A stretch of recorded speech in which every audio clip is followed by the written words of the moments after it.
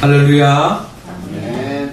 예, 우리 모두를 더 없는 복된 하나님의 나라 천국을 예배하시고 우리 모두를 천국으로 인도하기 위해서 늘 우리를 위하시고 힘드시는 우리 주님을 향하여 할렐루야 찬양대에서 귀한 찬양을 올렸습니다.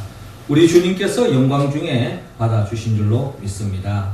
찬양의 가사처럼 주님이 예비하신 그 천국을 우리 모두가 소망하며 또 그 천국에 들어가서 영생 복락할 것을 믿고 믿음의 길을 담대하게 나아가는 우리 모두가 되기를 주의 이름으로 축원합니다. 우리 이 시간 옆 사람 감리 사랑합시다. 주님을 더욱 사랑합시다. 주님을 더욱 사랑합시다. 네, 지난 3일에 중국으로부터 2마리의 판다가 우리나라에 와서 에버랜드에서 자리를 잡았습니다. 이 판다의 이름을 보니까 여러분 보시는 쪽에서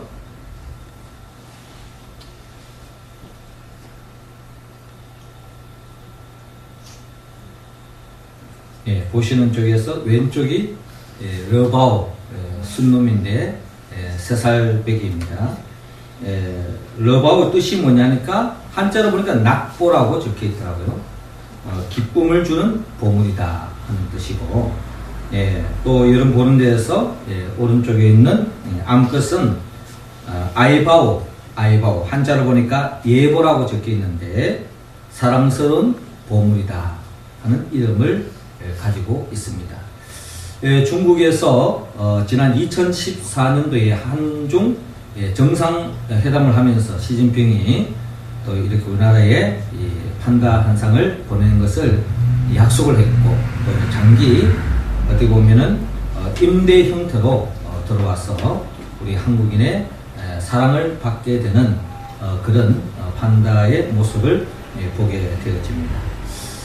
이 판다를 보낸 목적은 결국 한중 관계가 역사 속에서 좀 서먹한 관계도 많았죠. 그럼에도 불구하고 또 지금도 이 동북아시아가 아주 민감한 상황에 놓여져 있는데 한국과 중국이 아주 우호적인 관계를 맺어서 그 관계 속에 이 한반도에 평화 통일의 역사가 일어나고, 또 이 판다를 통해서 중국뿐만 아니라 북한과의 관계도, 더 나아가 일본과의 관계도 좋은 관계가 되어서 이 동북아시아가 더 없는 평화로운 지역이 되어서 온 세계에 평화를 기여하는 그런 계기가 되었으면 좋겠다 하는 생각을 가져봅니다. 이 판다를 볼 때마다 한중 관계뿐만 아니라 모든 나라와의 관계도 좋은 관계를 되었으면 좋겠다 하는 그런 생각을 가지고 기도하는 우리의 모습이 되기를 원합니다. 이것은 우리의 단순한 소망 이전에 하나님께서 믿음의 백성들을 향한 하나님의 바람입니다. 하나님께서 말씀으로 천지 만물을 창조하셨어요. 창조하시고 6일째 되는 날에 하나님께서 이 세상을 보시고 보시기에 심히 좋았더라 라고 하나님께서 말씀하십니다. 하나님 보시기에 심히 좋았더라. 근데 이 말씀은 단순히 어떤 시각적으로 어떤 비주얼이 참 좋다 이런 의미를 뛰어넘어서 관계가 좋았다 하는 의미를 가지고 있습니다. 그러니까 하나님과 사람, 또 사람과 사람과의 관계, 또 심지어 사람과 자연과의 관계도 좋은 관계 속에서 어우러져 서로서로를 살리면서 서로서로를 의존하고 서로서로의 도움 속에서 행복하게 살아가는 것, 이것이 하나님이 이 세상을 만드신 목적이요, 또 하나님이 이 세상을 향한 바람이라는 것입니다. 하나님은 갈등하고 대립하고 전쟁하는 이런 세상이 아니라 모든 관계가 서로 좋은 관계 속에서 어우러지는 삶, 이것이 바로 하나님 보시기에 심히 좋은 세상의 모습이요, 또 그러한 세상을 하나님이 만드셨다는 겁니다. 그런데 우리가 잘 알다시피 언제 이 좋은 관계가 깨지고 말았습니까? 사람이 죄를 범하고 난 뒤에부터 하나님이 먹지 말라고 하는 선악을 알게 하는 나무의 열매를 먹음으로 죄를 지음으로 말미암아 하나님과 사람과의 관계가 깨지고 말았습니다. 벗은겨졌죠. 그리고 사람과 사람과의 관계도 이는 내 뼈 중이여 뼈요 내 살 중에 살이라. 뭐 우리식으로 말하면 눈에 넣어도 아프지 않을 만큼 그런 아담과 하와는 사랑의 관계였는데, 그런 사랑의 관계가 이제는 저 여자 때문에 내 신세 입골이 되었다 하고 신세 타령할 정도로 남에게 남 탓하고 서로 원망하고 서로 좋지 않는 관계로 전락되고 만 것이 바로 인간이 죄를 짓고 난 뒤에부터입니다. 뿐만 아니라 이 자연과의 관계도 관계 깨지고 말았습니다. 그래서 사람이 자연을 잘 돌보는 관리하는 그런 대상이 아니라 자연을 착취하고 또 자연도 사람을 생명사계로 사람을 위하는 그런 존재가 아니라 이제는 자연도 생태계가 파괴됨으로 인간의 생명을 위협하는 그런 관계, 어떻게 보면 인간이 죄를 지음으로 전인적인 모든 관계가 다 깨어지고 말았다라는 것입니다. 이러한 세상 속에 하나님은 안식을 잃어버렸고 하나님의 나라와 멀어진 세상 속에서 우리가 살아가고 있는 거예요. 이러한 세상 속에 하나님께서는 이 세상을 다시 회복시키기 위해서 사랑의 나라로 좋은 관계로 회복시키기 위해서 하나님께서 이 땅에 독생자 예수 그리스도를 이 땅에 보내주신 것입니다. 예수 그리스도께서 이 땅에 오신 목적은 결국 죄로 말미암아 모든 것이 깨어지고 말았기 때문에 그 죄를 대신 짊어지고 우리를 위하여 십자가에 못 박혀 죽으신 것입니다. 특별히 이번 주간에도 우리가 사순절 4번째 주간을 보내고 있는데, 이 사순절 기간은 예수님이 우리를 위하여 왜 고난을 당하셨는가 묵상하는데, 결국 왜 예수님이 십자가에 못 박혀 죽음을 당했는가?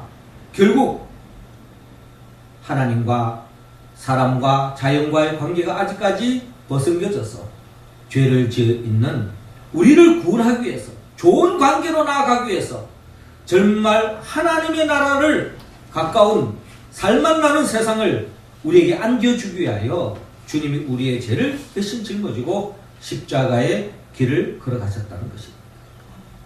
하나님은 우리 모두가 이 예수님과 같이 예수님의 그 십자가가 헛되지 않도록 우리 모두가 이 세상을 살아감에 있어서 죄의 문제를 해결함으로 모든 관계를 좋은 관계로, 모든 사람과 더불어 좋은 관계 속에 나아가기를 원합니다. 여러분, 좋은 가정이 뭘까요? 돈 많은 가정? 그 집에 자녀들이 잘 되는 집? 아닙니다. 부부 간에, 부모와 자식 간에, 형제 간에 관계가 좋을 때 그 가정이 정말 아름다운 가정이요, 행복한 가정 아닙니까? 어떤 교회가 좋은 교회입니까? 시설이 의리의리하다고 해서, 좋은 프로그램이 있다고 해서, 많은 사람이 모인다고 해서 아닙니다. 아무리 많이 모여도 서로서로 냉랭한, 서로서로 서로 사람의 관계도 아닌 그런 속에서의 교회는 아무 의미 없는 모래 위에 세워진 것 같은 거예요. 서로서로 사랑하고 서로를 축복하고 서로를 위하는 그런 공동체가 됐을 때 그 교회가 좋은 교회라는 겁니다. 행복한 교회라는 거예요. 하나님이 기뻐하는 교회라는 거예요. 하나님은 이러한 교회, 이러한 가정, 이러한 사회 속에서 우리가 살아가기를 주님은 원하고 있습니다. 우리 모두가 모든 사람과 하나님과 자연과의 좋은 관계로 나아가기 위해서는 우리는 어떻게 해야 될 것인가? 오늘 성경은 우리에게 말씀하는데, 무엇보다도 오늘 본문 18절을 통하여 먼저 회개하라고 말씀하고 있습니다. 자, 18절 말씀 우리 같이 한번 읽어볼까요? 시작. 내가 일어나 아버지께 가서 이르기를, 아버지, 내가 하늘과 아버지께 죄를 지었사오니. 아멘. 자, 오늘 성경 본문 누가복음 15장 1절은 이렇게 시작하고 있습니다. 모든 세리와 죄인들이 말씀을 들으러 가까이 나오니.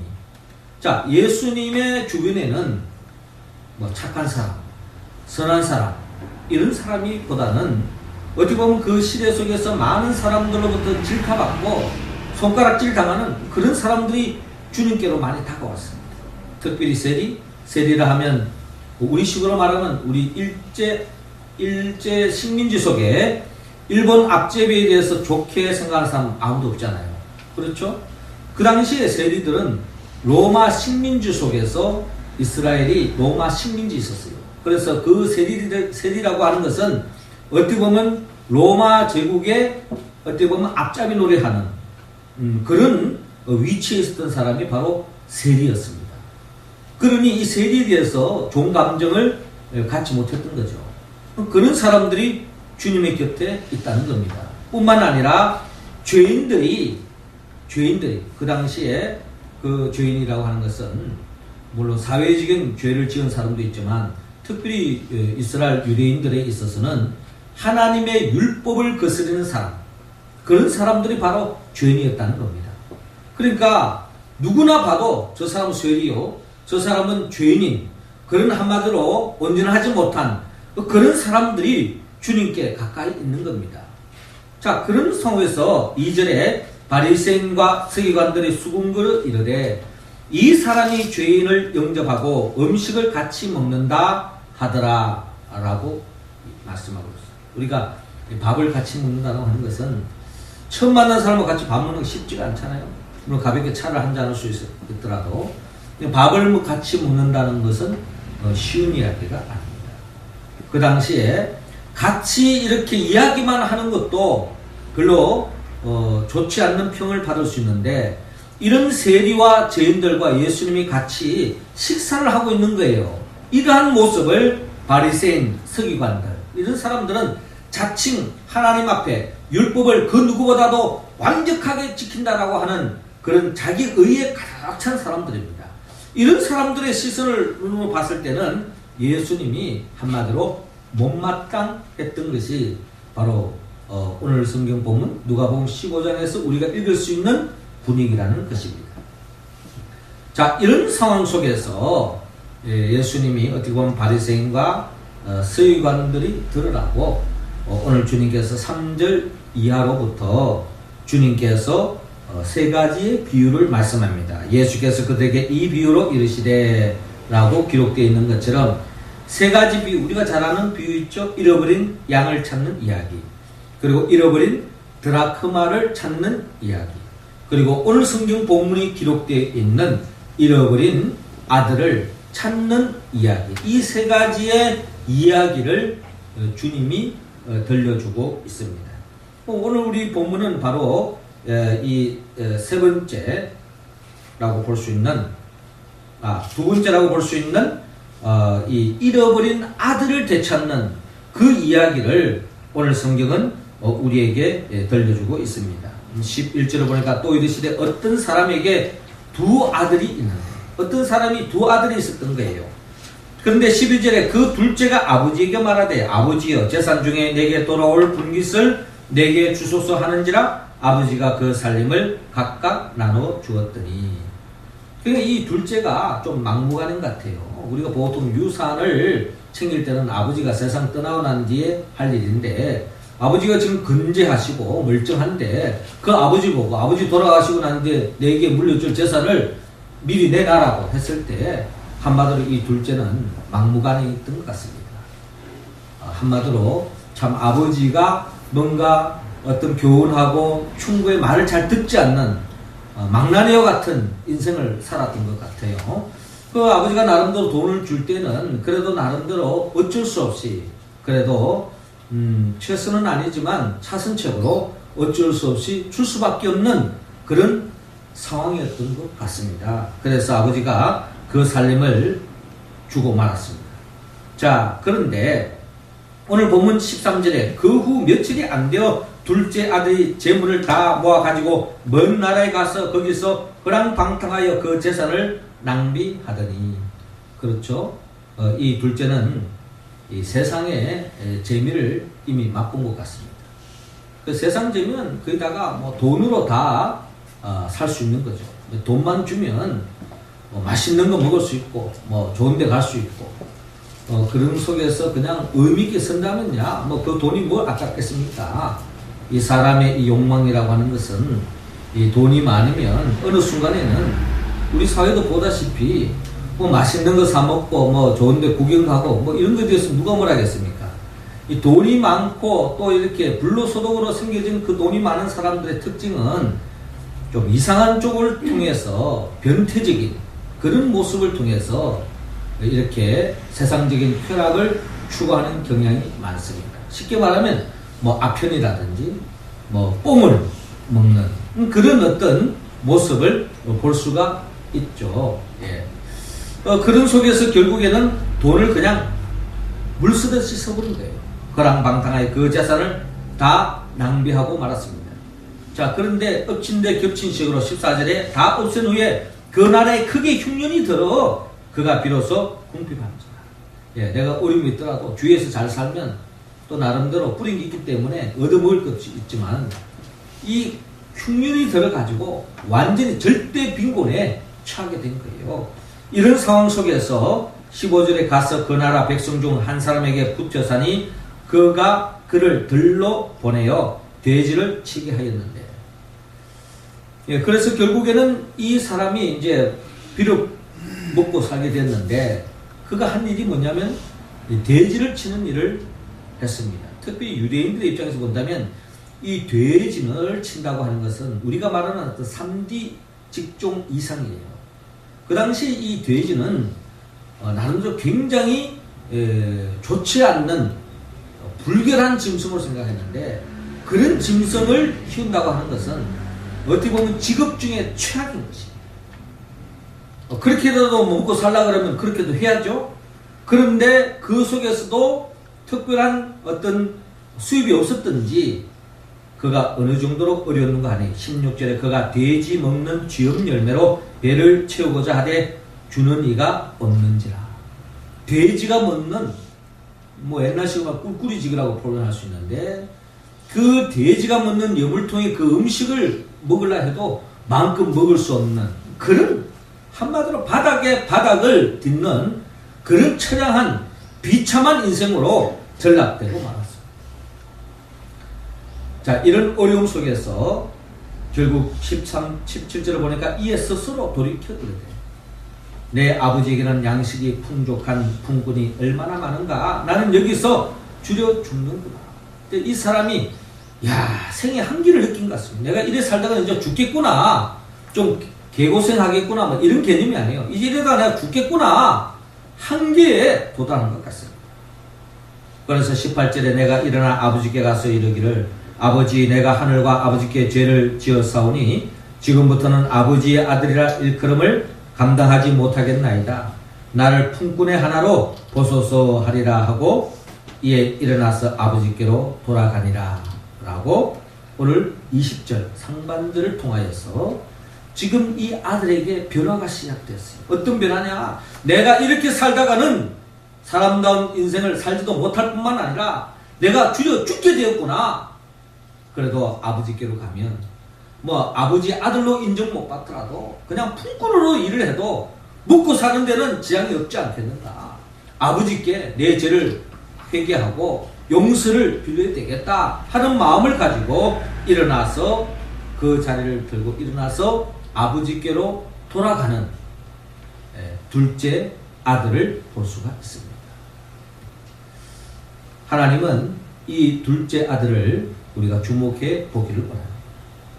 이 둘째 아들은 자기의 잘못을 뒤늦게 깨닫고 회개하고 돌아오는 것입니다. 하나님은 지난날에 어떤 죄를 지었다 할지라도 하나님은 회개하는 자에게 더 이상 과거를 묻지 않습니다. 그 어떠한 죄를 지었다 할지라도 과거에 그 어떠한 허물이 있다 할지라도 회개하고 돌아오는 그 아들을 주님은 용서해 주신다. 성경에서 말하는 이 회개라고 하는 것은 얼마나 큰 축복인지 모릅니다. 회개는 축복의 첫 방문이며 회개는 축복의 열매다 해도 과언이 아닙니다. 여러분, 누가 천국 가고 누가 지옥 갑니까? 누가 천국 가고 누가 지옥 갑니까? 천국 가는 사람은 이 세상에서 한 번도 죄짓지 않은 사람이 천국 갈 것이다 생각한다면 착각이에요. 이 세상에는 우리는 날 때부터 다 죄인입니다. 또 그리고 우리는 알게 모르게 다 죄를 지었습니다. 그것이 바위덩어리같이 큰 죄를 지었던, 모래알맹이같이 작은 죄를 지었던, 먼지 같은 죄를 지었던 그 죄의 결과는 심판이요 사망이라는 겁니다. 그런데 누가 천국 가느냐? 천국은 죄를 한 번도 짓지 않은 사람이 가는 곳이 아닙니다. 이 세상 사람들은 근원적으로 다 죄인이에요. 그런데 죄를 지었지만 그 죄를 회개한 사람은 천국에 갈 수 있는 것입니다. 그럼 누가 지옥에 가느냐? 죄를 지은 사람이 지옥에 가느냐? 천만의 말씀. 죄를 지었지만 회개하지 않은 사람, 그 사람이 바로 지옥에 간다. 예수님의 두 제자 중에 우리가 대조적으로 볼 때에 베드로와 가룟 유다를 이야기할 수 있는데, 여러분, 베드로나 가룟 유다 다 죄인이었어요. 그런데 베드로는 하나님 앞에 회개했습니다. 그래서 하나님이 다시 쓰임받습니다. 하나님의 일꾼으로 초대교회의 가장 지도자로서 자리매김을 합니다. 그런데 여러분, 가룟 유다는 베드로 같은 죄를 지었지만 그 죄를 회개하지 않았습니다. 결국에는 하나님의 심판에 머물고 나지 않았더라면 더 좋을 뻔한 인생으로 전락되고 말았습니다. 비참하게 인생이 끝나잖아요. 그런 것을 바라볼 때에 결국 이 회개라고 하는 것은 엄청난 하나님의 축복이 아닐 수 없습니다. 예수님이 왜 십자가의 길을 걸어갔을까요?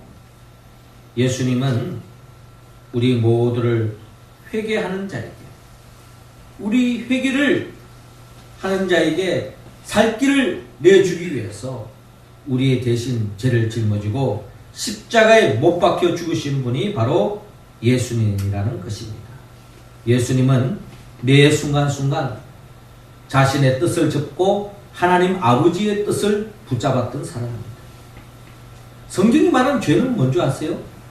도덕적인 윤리적인 죄를 뛰어넘어 하나님 앞에서 하나님 중심으로 살지 않고 내 중심으로 사는 삶, 이게 바로 성경이 말하는 죄의 근원입니다.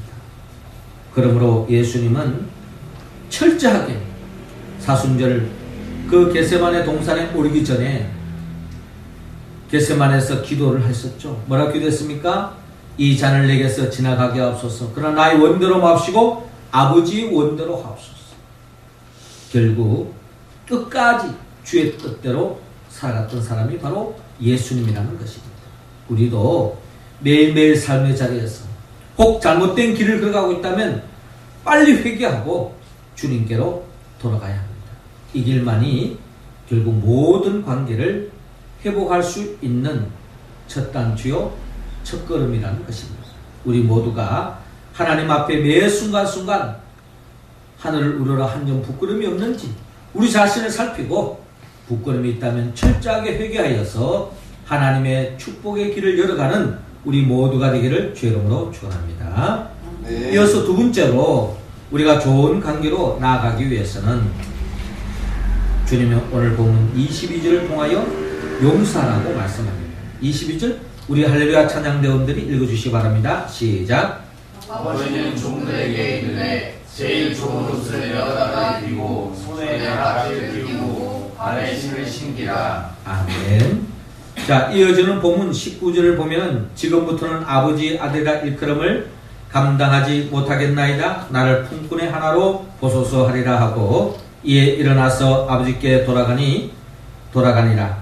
아직도 거리가 먼데 아버지가 그를 보고 측은히 여겨 달려가 목을 안고 입을 맞추니 라고 기록되어 있는데, 여러분, 이 둘째 아들이 회개하고 돌아갈 때에 아버지가 멀찌감치 바라보면서 이 아들에게 달려오는 아버지의 모습을 우리는 주목해서 봐야 할 것입니다. 아들이 잘못된 길을 가고 못된 아들이 집을 나갔어요. 그랬을 때 아버지가 아이고 보기 싫은 놈 나갔구나, 이제 내가 좀 편하게 살아야 되겠다 하고 두 다리 쫙 뻗고 단잠을 잘 수 있는 아버지는 이 세상에 아무도 없을 것입니다. 오늘 성경이 말하는 이 아버지도 마찬가지입니다. 아들이 집 나간 그 이후로부터 잠을 이루지 못한 거예요. 밤에도 조금이라도 부스거리는 소리가 있으면 혹시 아들이 오지 않았나 뛰쳐나가 보기도 하고, 낮에는 혹시 멀리서 오지 않나 하고 그냥 멀리서 쳐다보는 거예요. 응? 오지 않나. 그런데 아닌 게 아니라 오늘 성경의 본문에 보니까 아직도 거리가 먼데 아버지는 매일 밖에서 그냥 먼 데를 살펴보면서 혹시 아들이 오지 않나 살피고 있는데, 멀리서 아들이 오는 걸 보고 그 기척만 보고도 아이고 이거 내 아들이구나 하고 아버지가 오나 안 오나 그냥 발짝에 가만히 있는 것이 아니라 그 아들을 향해서 달려가는 것입니다. 달려가서 아버지가 그를 보고 청을 이겨 달려가 목을 안고 입을 맞춥니다. 온몸이 그냥 세련된 그런 옷을 입고 있는 게 아니에요. 그냥 돼지에 버금가는 지저분한 그러지 이상의 냄새나는 옷에다가 그 입도 그냥 돼지 여물통에 있는 꿀꿀이 중 묶고 그냥 그 입에서 온 냄새가 나는 그런 아들이 그냥 목을 껴안고 입에다가 뽀뽀하는 그런 아버지의 모습, 아들을 얼마나 사랑하는지 있는 모습 그대로 품어주시는 아버지의 모습을 볼 수 있습니다. 그때 아들이 말합니다. 아버지, 내가 하늘과 아버지께 죄를 지었사오니 지금부터는 아버지 아들이라 일컬음을 감당하지 못하겠나이다 하나 아버지는 종들에게 이르되 제일 좋은 옷을 내어다가 입히고 손에 가락지를 끼우고 발에 신을 신기라. 그리고 살찐 송아지를 끌어다가 잡아라. 우리가 먹고 즐기자. 이는 내 아들은 죽었다가 다시 살아났으며 내가 잃었다가 다시 얻었노라 하면서 덩실덩실 춤을 추면서 말이죠, 잔치를 벌이고 기뻐하는 아버지의 모습을 바라볼 수 있습니다. 그렇습니다. 아들이 회개하고 돌아왔을 때 아버지는 있는 모습 그대로 품어주십니다. 과거를 묻지 않습니다. 이 옛날에 왜 그러느냐 따지지 않아요. 그냥 있는 모습 그대로 품어주시는데, 이는 결국 하나님 아버지의 마음을 우리는 헤아려 볼 수 있습니다. 지난날에 우리가 다 부족함이 있고 죄를 지었다 할지라도 우리가 회개하고 주께로 나오면 주님께서는 우리 모습 있는 그대로 품어주십니다. 주님께서 말씀하시듯 마태복음 11장 28절에 수고하고 무거운 짐진 자들아 다 내게로 오라. 내가 너희를 쉬게 하리라.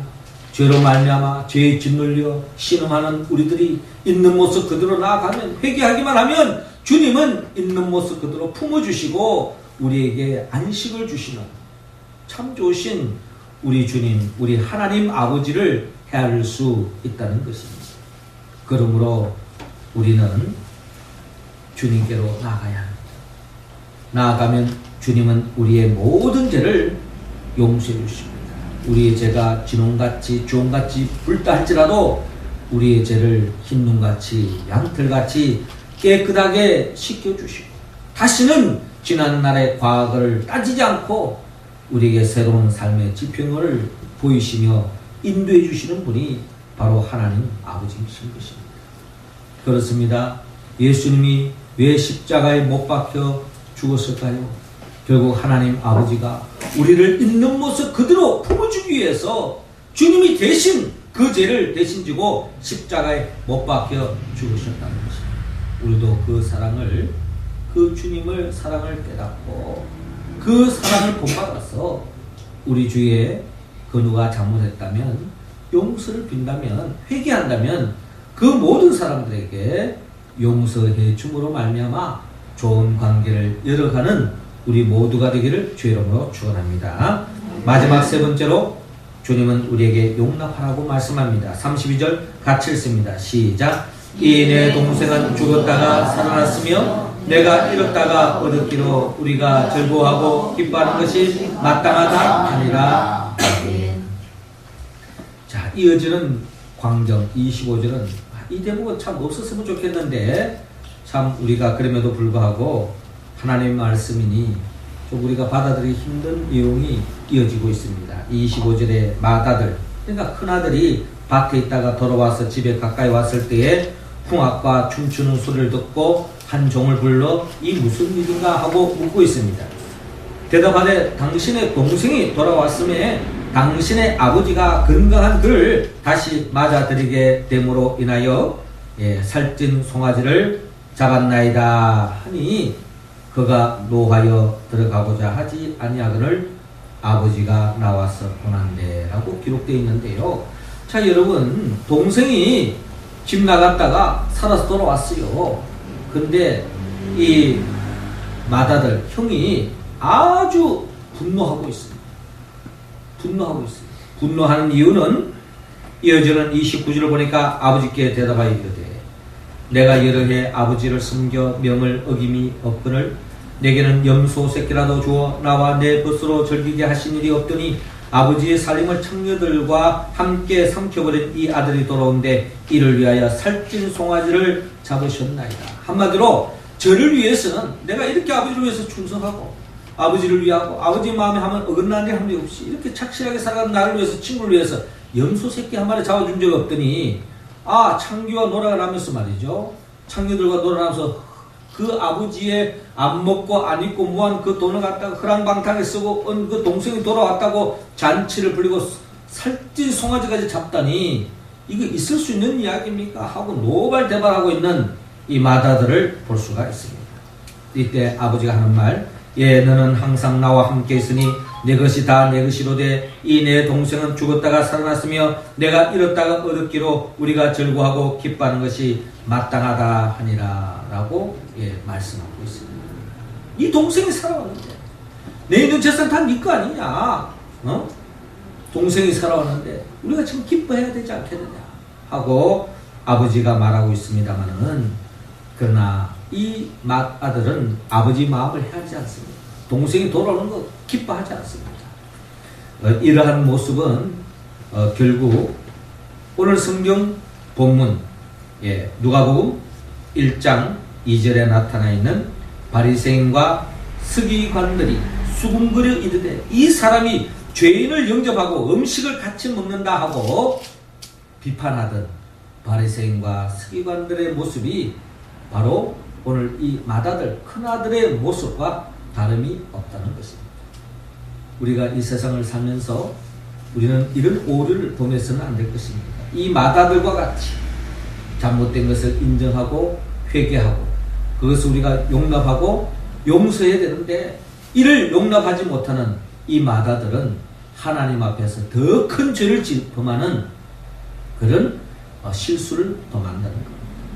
우리도 공동체 생활할 때 사람 살아가는 가운데 나는 정직하게 살고 나는 법대로 살고 나는 정직하게 살고 깨끗하게 살았는데 그렇지 못한 사람들 볼 때 늘 정죄하고 비판하다가 결국에는 하나님의 복을 차버리는 그런 어리석은 사람이 많습니다. 하나님은 죄는 미워하지만 죄인은 사랑하십니다. 죄인은 사랑하십니다. 죄는 철저하게 싫어하지만 죄인을 사랑하십니다. 예수님이 십자가의 길을 왜 갔습니까? 죄를 철저하게 도말하기 위해서 십자가의 길을 갔지만 그럼에도 불구하고 죄인을 사랑하셨기 때문에 그 죄를 대신 짊어지고 십자가의 길을 걸어가셨다면 우리 모두도 주님을 본받아 이 세상을 살아가며 우리가 죄는 미워해야 되겠지만 그러나 그 죄인에 대해서는 우리가 사랑하는 용서하고 용납하는 마음을 가질 때에 더 없는 하나님이 기뻐하는 세상, 하나님 보시기에 힘이 좋은 그런 가정과 그런 사회와 그런 민족 간에 또 그런 교회를 이룰 줄로 믿습니다. 사랑하는 성도 여러분, 하나님은 모든 사람과 모든 민족과 모두와의 관계 속에서 좋은 관계로 나아가기를 원합니다. 잘못이 있다면 철저하게 회개하기를 원합니다.